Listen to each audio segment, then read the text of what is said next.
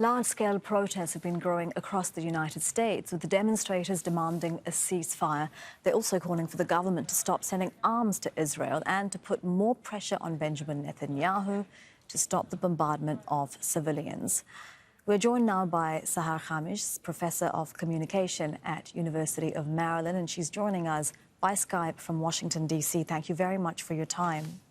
Is the U.S. president out of step with what Americans want? A new Data for Progress poll shows that 80% of Democrats, 56% of Republicans and 57% of independents believe the U.S. should call for a ceasefire. Thank you so much for having me. There is definitely a growing sentiment here in the United States and also around the world to really save the lives of innocent civilians in Gaza, especially the children who are being killed day in and day out, the elderly, women, mothers shouting and screaming and yelling as their kids are being killed in front of their own eyes. These pictures are now circulating around the world, and social media is carrying them everywhere, and people can see these atrocities day in and day out. So really there is a growing public opinion pressure here in the United States. Unfortunately, the Biden administration up till this moment did not seem to really respond in a way which is firm, decisive, strong or satisfactory to meet these demands.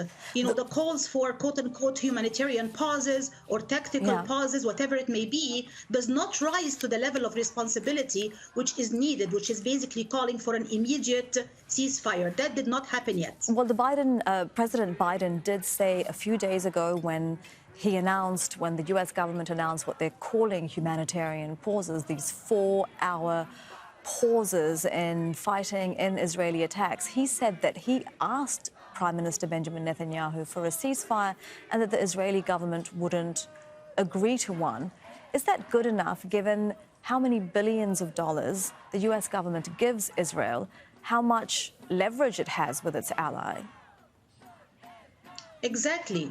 You hit the point very well. I mean, the United States does have leverage over Israel. It is the greatest supporter of the Israeli army, and a lot of our tax-paying money, our tax-paying dollars goes to supporting, a country which is now bombing and killing, fellow Muslims and Arabs in Gaza, which is completely unacceptable for a very large segment of the Arab/Muslim population, not just in the United States, but also around the world. So when the U.S. says, well, he is not listening, he is not responding, he doesn't really like the idea of the ceasefire, he wants all the hostages to be released first. This language does not, really fly well with a lot of people. They don't take it because they're like, is it that the U.S. cannot put pressure or it does not want to put pressure? You know what I'm saying? Like, is it about the ability to put pressure or about the decision not to put pressure?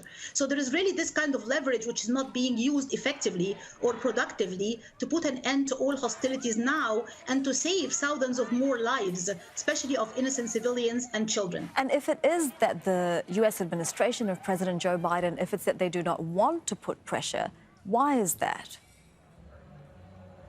I think that there has been an adopted line by the Biden administration from day one, since the beginning of Al-Aqsa flood events on October 7th, which is basically support for Israel, which seemed in many cases one-sided, very much just pro-Israel all the way through, in a way that did not please a lot of the Democrats, a lot of the even the supporters of Biden, who said, like, wait a minute, what is this kind of policy? Why are you being so one-sided to that extent?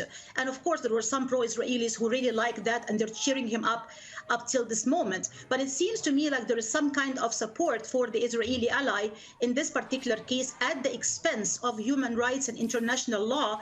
And there are now certain voices that say, wait a minute, if the U.S. continues this course of action, it's very likely gonna lose a very big part of its own international leadership and credibility and allies in the Middle East region as well as around the world. So there's gonna be definitely a big cost for this kind of U.S. policy, and it might be also a case of isolation for the United States and Israel and few Western allies on one hand, and the rest of the world on the other hand. And we know that there is pressure on the Biden administration to change course from Arab and Muslim allies.